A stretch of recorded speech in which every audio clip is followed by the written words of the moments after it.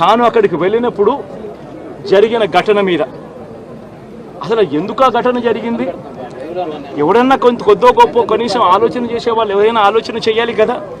అక్కడ ఉన్న ఎస్సీలను ఆ గ్రామంలో ఉన్న సామాజిక వర్గం వాళ్ళు గ్రామంలో ఉన్న బూతులు లేకపోయి ఓట్లు వేసే పరిస్థితి లేకుండా ఉన్నప్పుడు ఎమ్మెల్యే అక్కడికి ఆ గ్రామానికి వెళ్ళినప్పుడు ఎమ్మెల్యే ఆ పరిస్థితిని చూసి ఎస్పీకి 4 సార్లు 5 సార్లు 10 సార్లు ఫోన్ చేసినా కూడా ఎస్పీ రాని పరిస్థితిలో ఉన్నప్పుడు, కనీసం సిఐని ఎస్ఐని కూడా పంపించిన పరిస్థితిలో ఉన్నప్పుడు, అటువంటి బూత్లో సెన్సిటివ్ బూత్లో కేవలం ఒకే ఒక్క హోంగార్డును పెట్టి బూతులు నడుపుతూ ఉన్నారు.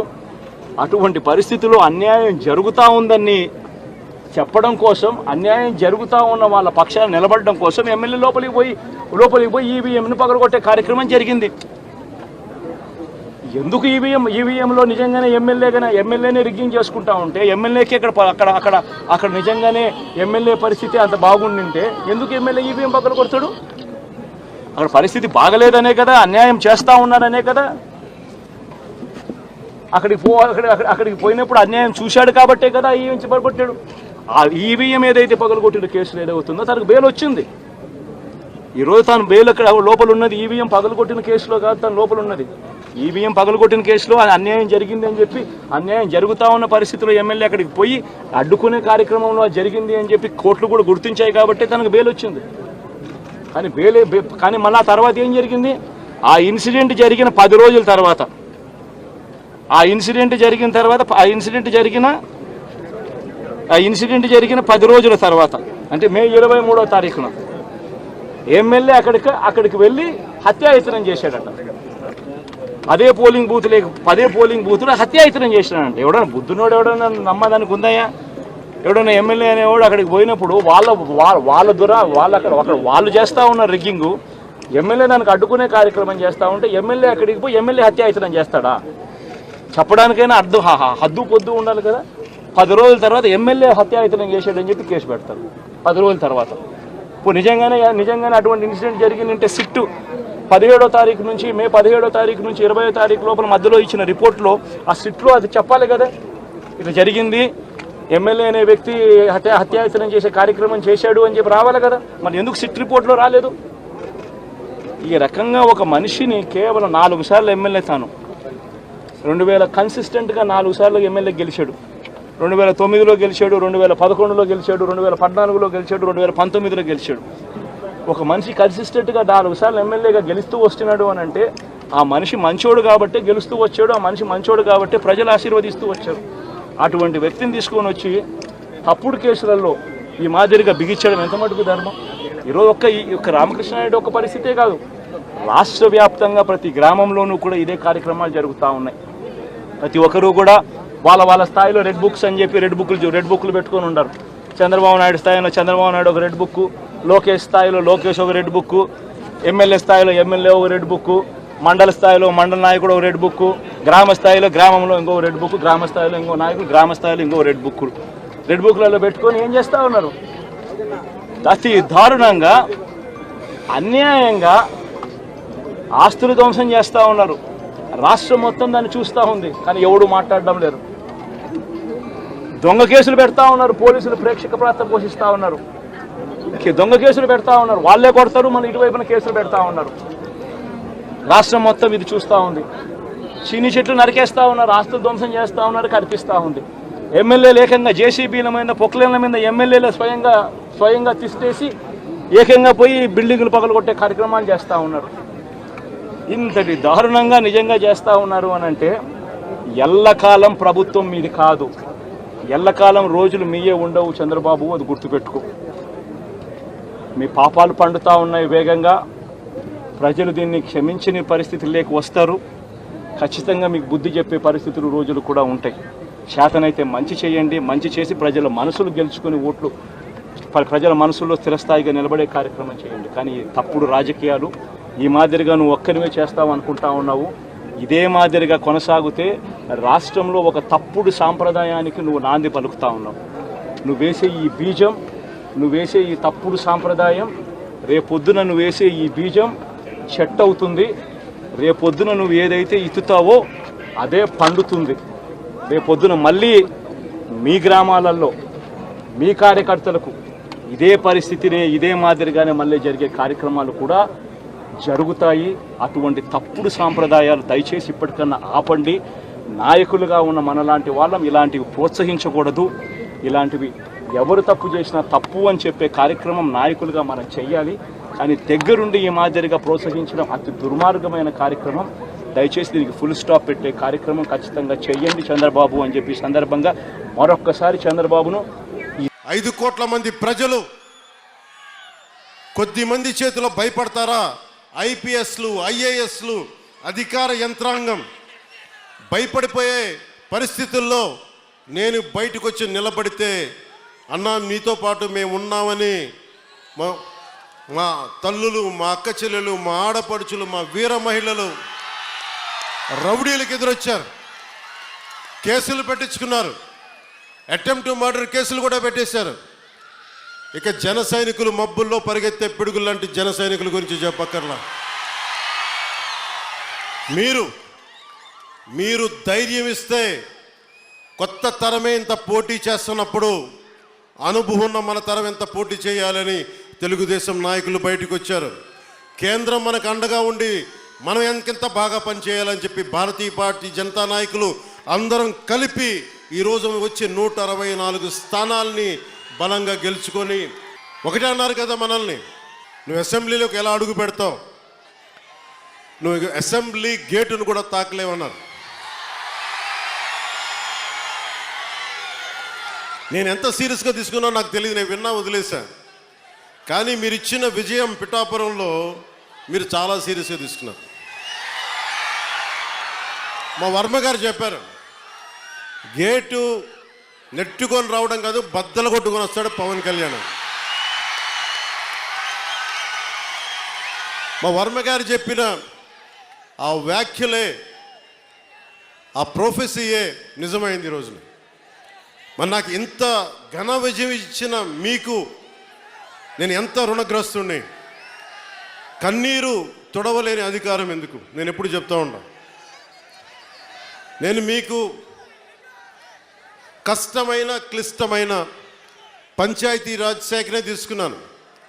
చాలామంది అడిగారు హోంశాఖ తీసుకోండి, లేదంటే ఫైనాన్స్ తీసుకోండి, లేదంటే రెవెన్యూ, ఇట్లాంటివన్నీ మాట్లాడుతున్నా నాకేమొద్దు.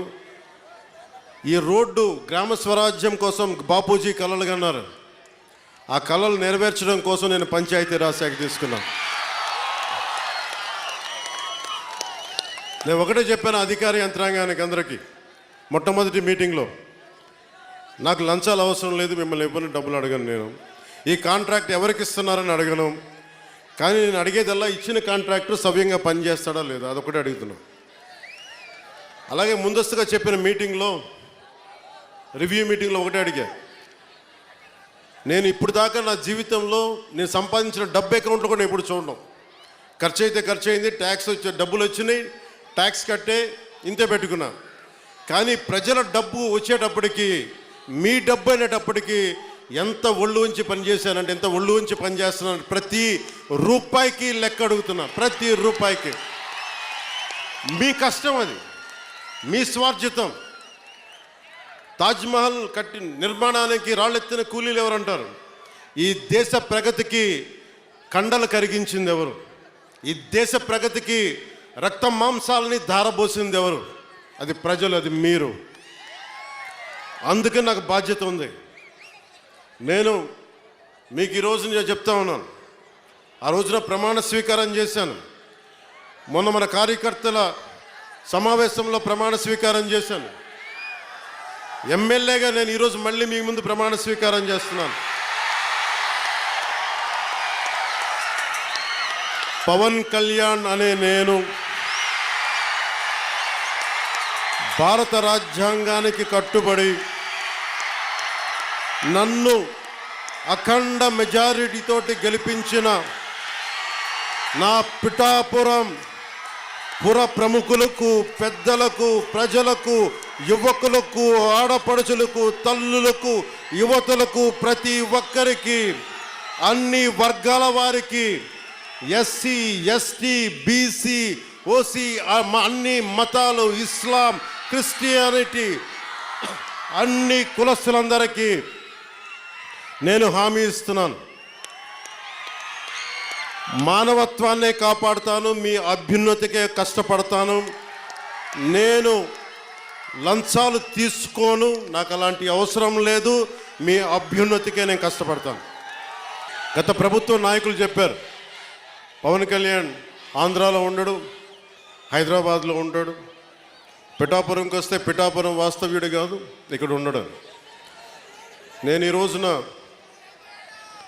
పిఠాపురం వాస్తవ్యుడిగా, సంపూర్ణ వాస్తవ్యుడిగా మారాను. ఎలా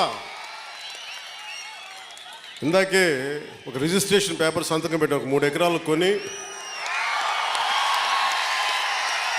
ఇప్పుడే సంతకాలు పెట్టి వచ్చాను, రిజిస్ట్రేషన్ చేసి వచ్చాను. ఆ మాట చెప్పడానికి లేట్ అయింది రావడానికి.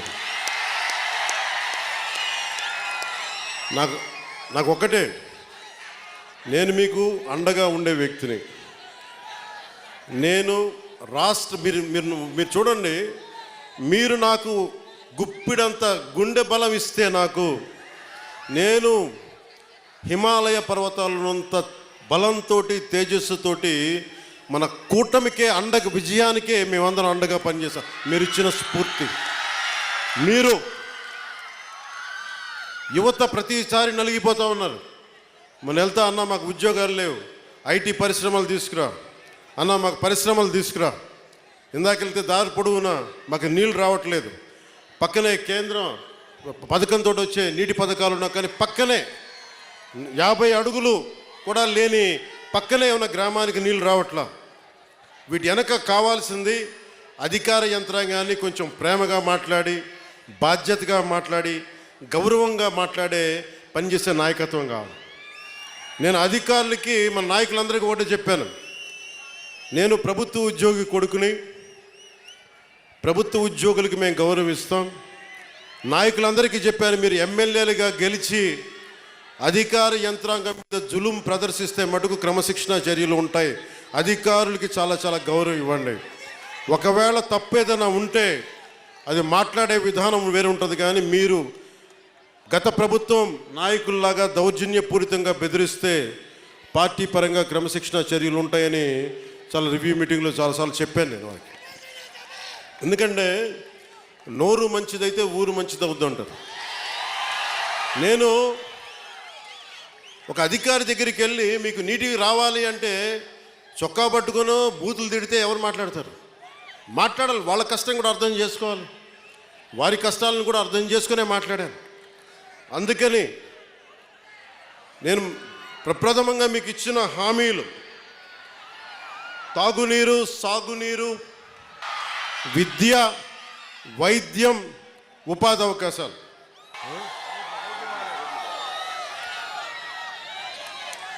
నేను పదవి తీసుకొని 4 రోజులు కూడా కాల, రోడ్లు కదా అన్నీ చేద్దాం, ఏది నా దృష్టిలో లేకుండా లేదు. ఒక ఆడబిడ్డ, ఒక తల్లి వచ్చి అన్న నా బిడ్డ 9 నెలల నుంచి కనిపించట్లేదు, నా బిడ్డ 9 నెలల నుంచి కనిపించట్లేదు, 2 రోజులు దాటితేనే ఇంక దొరకదని చెప్తారు, మర్చిపోండి మీ బిడ్డనని చెప్తారు ఉన్నత పోలీసు అధికారులు. అలాంటిది 9 నెలలు అయిపోతే దొరుకుద్దా లేదా అనేది నా గుండె ఇలా కొట్టుకుంది. ఆ తల్లి ఏడుపు గుండె వేదన పెట్టేసింది. వెంటనే దీనికి మన చైర్మన్ కేకే గారిని అడిగాను, మీరు వెళ్ళి వెంటనే తీసుకెళ్ళి విజయవాడ మాచవరం సిఐ గారి దగ్గరికి వెళ్ళి మాట్లాడండి అంటే కమిషనర్ గారితో మాట్లాడాను. 9 నెలలు దొరకని బిడ్డ 9 రోజుల్లో దొరికింది.